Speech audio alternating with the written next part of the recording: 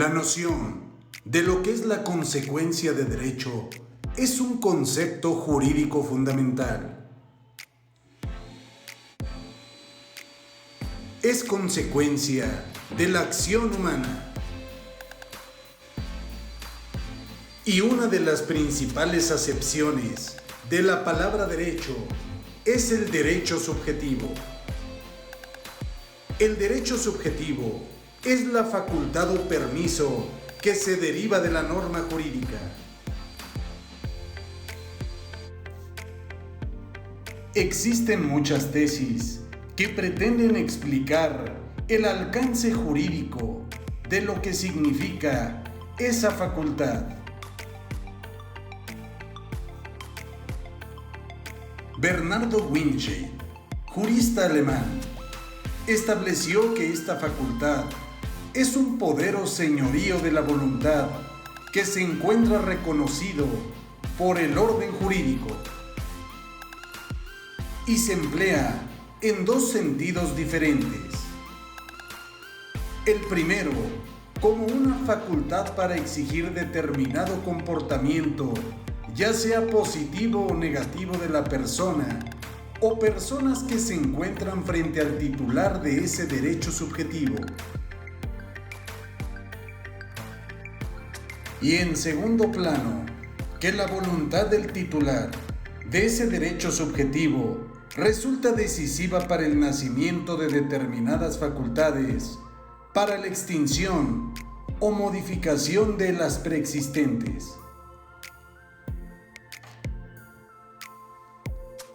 Ejemplos del derecho subjetivo los encontramos en casos determinados, como cuando el propietario tiene derecho de enajenar sus propiedades, el acreedor ceder su crédito a otra persona, o que un contratante se encuentre facultado para rescindir o pedir la terminación de un contrato de arrendamiento si la otra parte no cumple con lo pactado.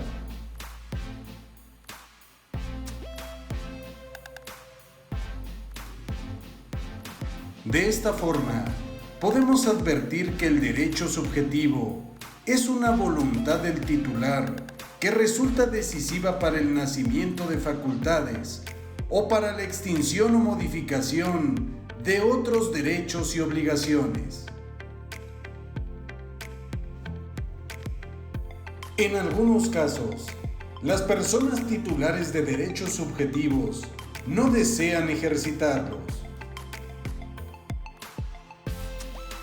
como cuando el acreedor no desea reclamar el pago de una cantidad que le es debida.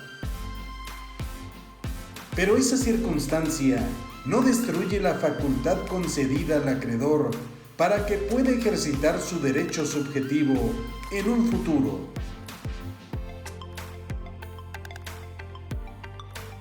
Es importante mencionar que los derechos no desaparecen aunque el titular de los mismos ignore su existencia y no haya en el propio titular una voluntad orientada hacia ellos. Es por ello que esta tesis de Winshade recibió diversas críticas, sobre todo aquella que se centra en que la voluntad del orden jurídico es algo enteramente diverso a la de los individuos.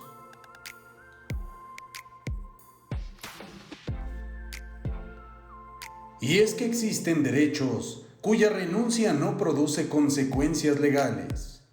En la legislación mexicana, por ejemplo, son de esta clase los que la Constitución Federal y la Ley Federal del Trabajo conceden a los trabajadores, mismos que hayan sufrido una enfermedad profesional, encontrándose facultados para pedir que se les indemnice, aun y cuando renuncien al pago de la indemnización que les corresponde.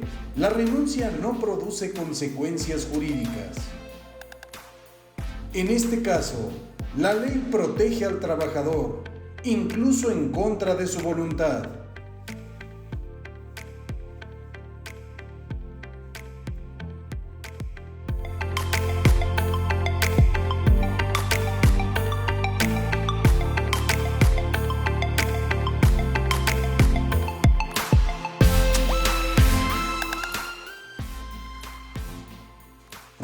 Jering también fue un ilustre jurista alemán que concluyó que en todo derecho existen dos elementos igualmente importantes, uno formal y otro substancial.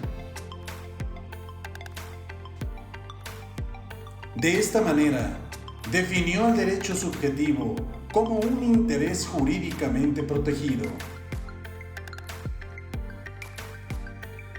Y es que para este autor, el interés no solamente es susceptible de apreciación económica, sino que también tiene otra importancia, como la personalidad, el honor, los vínculos familiares y la salvaguardia de los numerosos bienes.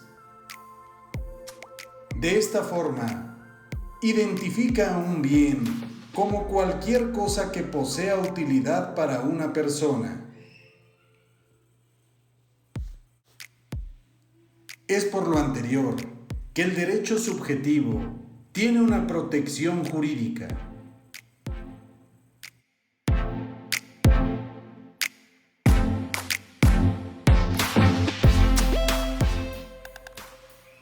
Y por último, el también alemán Jorge Jelinek, que definió al derecho subjetivo como un interés tutelado por la ley, mediante el reconocimiento de la voluntad individual.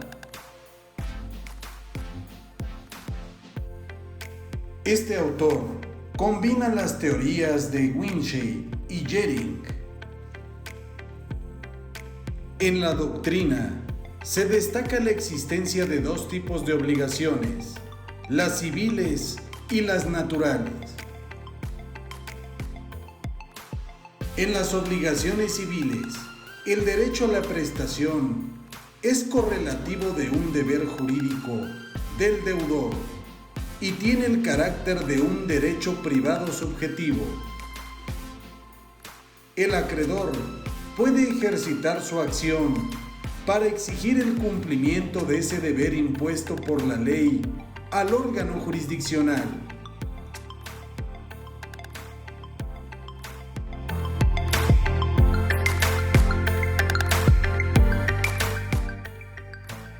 Mientras tanto, existen derechos subjetivos que no es posible ejercitar de manera coactiva, como las obligaciones naturales. En estas, el titular del derecho no posee la facultad de reclamar la prestación ni pedir la ejecución legal en forma forzosa, como en el caso de pagar una deuda contraída en juego no prohibido o apuesta, siempre y cuando no exceda de la 20ª parte de la fortuna del perdidoso. De esta forma, son deudas de carácter moral, mas no legalmente exigibles.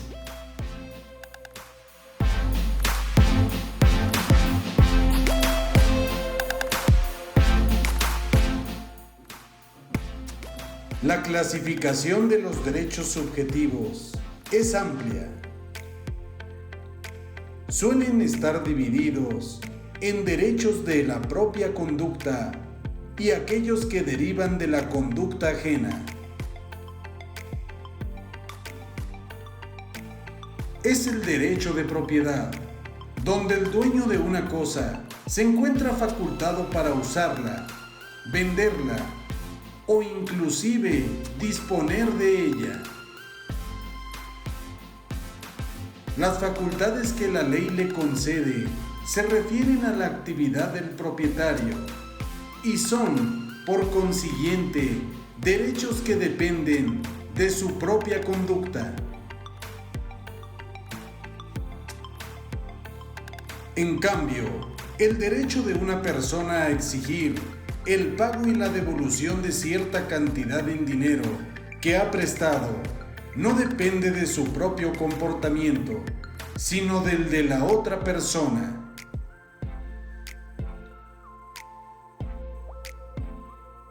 Las facultades del titular de un derecho subjetivo son correlativas de un deber universal de respeto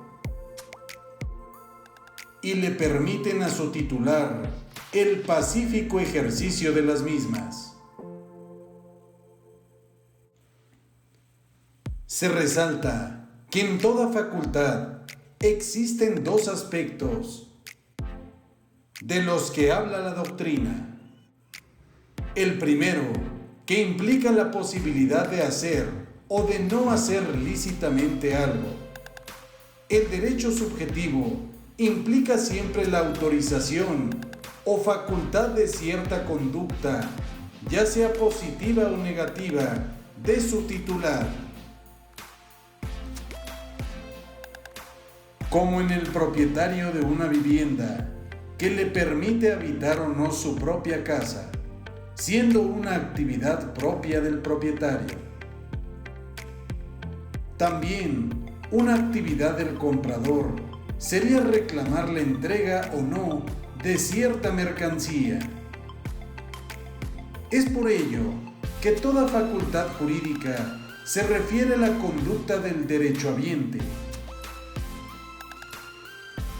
Y la segunda, que el derecho subjetivo implica la existencia de un deber impuesto a otras personas, ya que el titular no solo se encuentra autorizado para proceder de cierto modo, sino también para exigir de todos los sujetos el cumplimiento de sus obligaciones.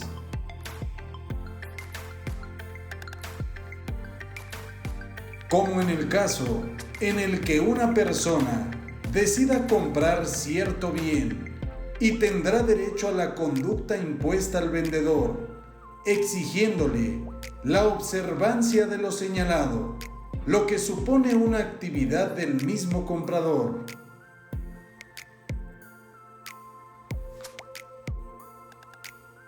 Un derecho es relativo cuando la obligación correspondiente incumbe a uno o a varias personas individualmente determinadas, pero será absoluto cuando el deber correlativo sea una obligación universal de respeto.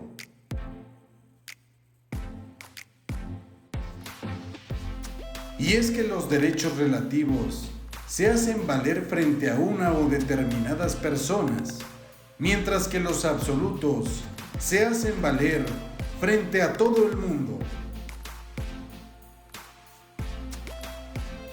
Un ejemplo de los derechos relativos es el derecho de crédito, donde una persona que recibe el nombre de acreedor solo puede exigir de otra, a quien se le conoce como deudor, el cumplimiento de esa obligación.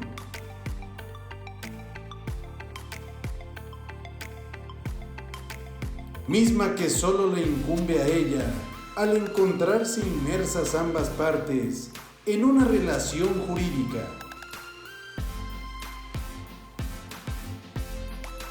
Y el derecho, que será absoluto cuando los sujetos pasivos constituyen la universalidad de las personas, a quienes se impone una obligación negativa, es decir, una abstención o respeto. Por ejemplo, el derecho que cada persona tiene sobre su propio nombre obliga a los demás a abstenerse de usurparlo, o bien el derecho que cada quien tiene a la propiedad de una cosa misma que no puede ser detentada o apoderada por alguien diferente al propietario.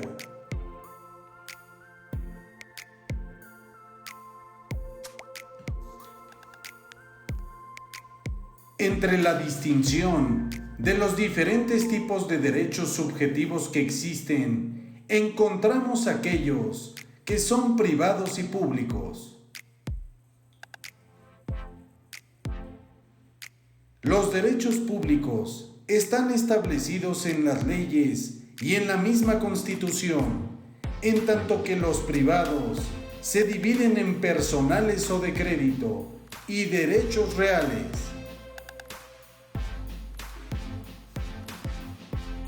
Los derechos públicos son los siguientes: derechos de libertad,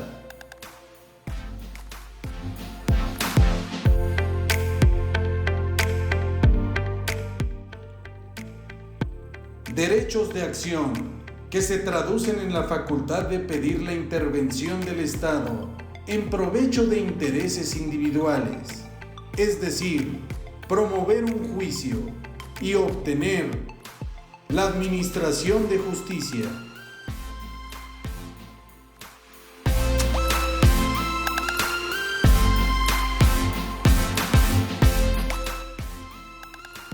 Y por último, los derechos políticos.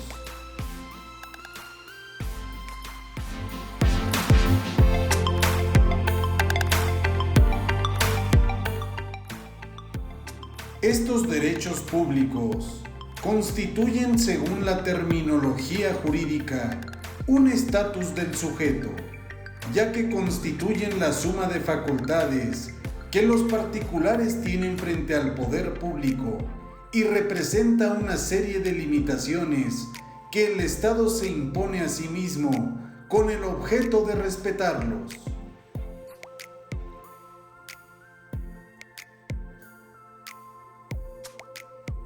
No debe perderse de vista que la conducta humana puede hallarse en triple relación con el orden jurídico.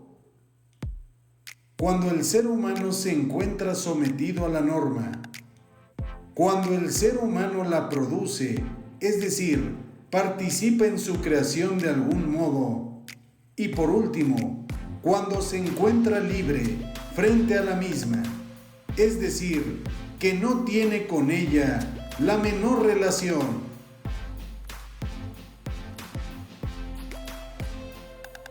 En la creación de normas individuales, el hecho condicionante del deber es siempre una manifestación de voluntad con el fin de provocar la conducta correcta y puede contener o no la manifestación de voluntad del obligado, es decir, puede ser un acto bilateral o unilateral.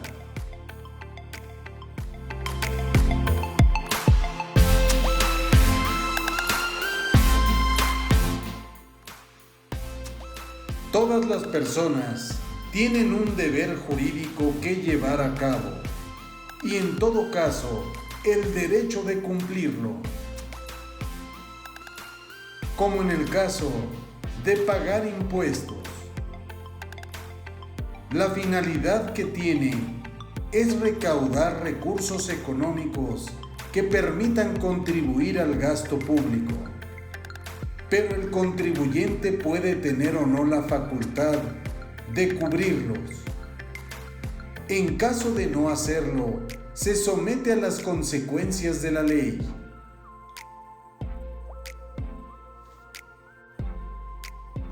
Y la última clasificación es la de los derechos subjetivos dependientes e independientes.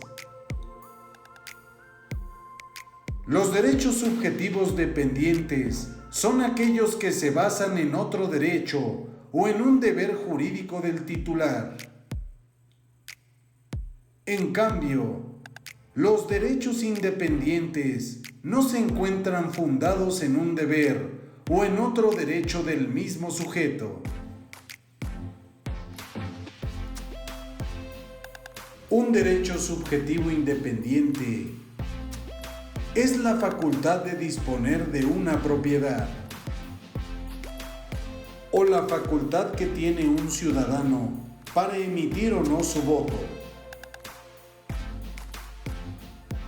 En cambio, un derecho subjetivo dependiente puede tener su fundamento en una obligación, caso en el cual son derechos del obligado o basarse en otro derecho, como el pago o no de cierta cantidad en dinero. El acreedor puede optar o no por reclamar el pago debido. A la facultad de escoger entre el ejercicio y el no ejercicio de un derecho del que condiciona su existencia se le llama libertad jurídica.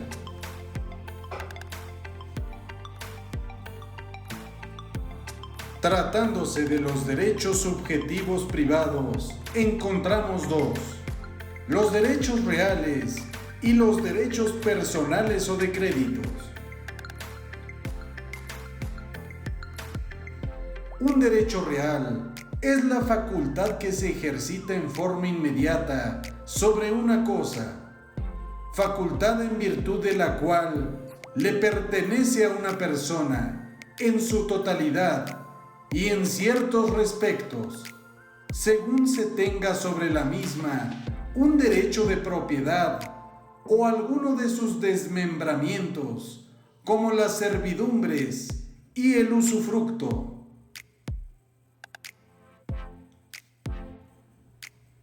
Para la existencia de un derecho real se requieren dos elementos. El primero, la existencia de una persona o titular del derecho, es decir, el propietario. Y el segundo, el objeto del derecho. Se refiere a la cosa sobre la cual la facultad jurídica se ejerce. Es por ello que el derecho real pertenece a la clase de los derechos subjetivos absolutos, porque la ley le impone a todo el mundo la obligación de respetar su ejercicio.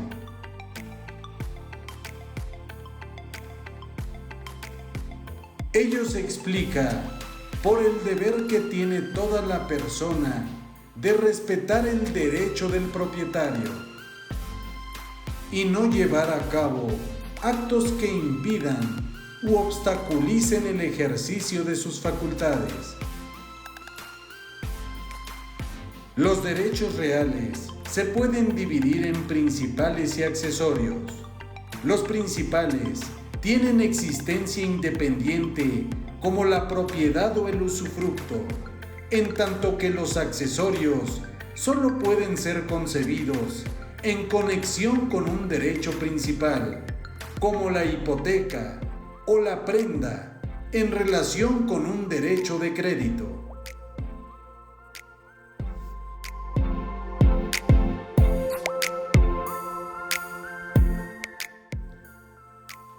Los derechos reales son la propiedad, la posesión,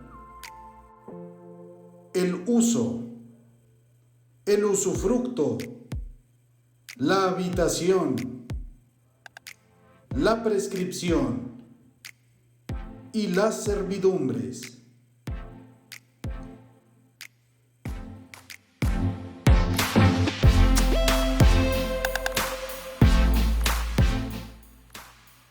Y también encontramos los derechos personales o de crédito, que pueden ser definidos como la facultad en virtud de la cual una persona, llamada acreedor, puede exigir de otra, denominada deudor, el cumplimiento de una prestación consistente en un hecho, una abstención o la entrega de una cosa.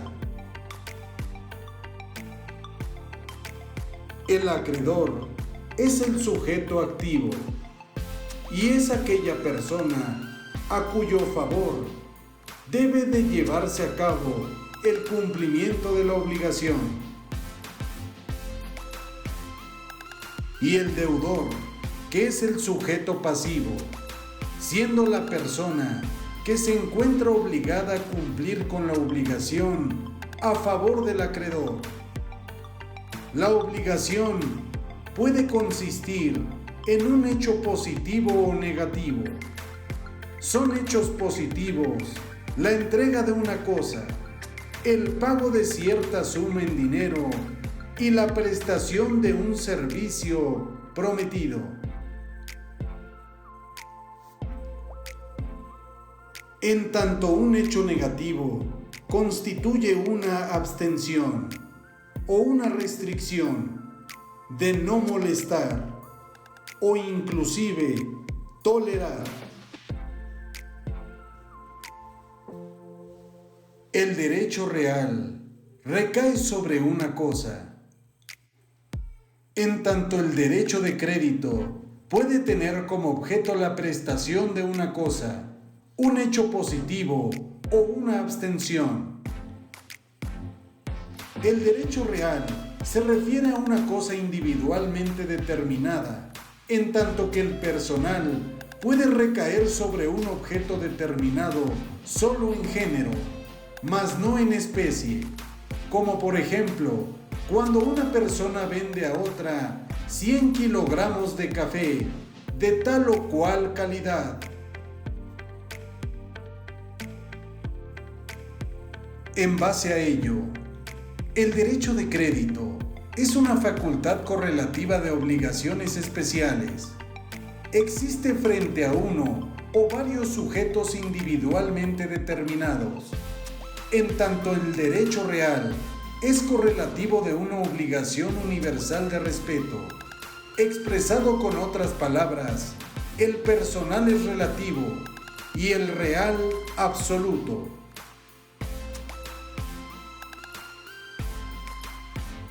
La obligación correspondiente al derecho real no implica una restricción de las facultades naturales o legales de los obligados, ni significa para ellos un sacrificio económico. El deber que corresponde al personal, por el contrario, significa en todo caso una merma de las facultades del deudor. Se traduce siempre en la prestación de una cosa, en un hecho positivo o en una abstención, que a diferencia del simple deber de respeto, recorta en alguna forma los derechos del sujeto pasivo. Esa obligación, además de impedirle algo que en otro caso podría realizar, representa un valor negativo en su patrimonio.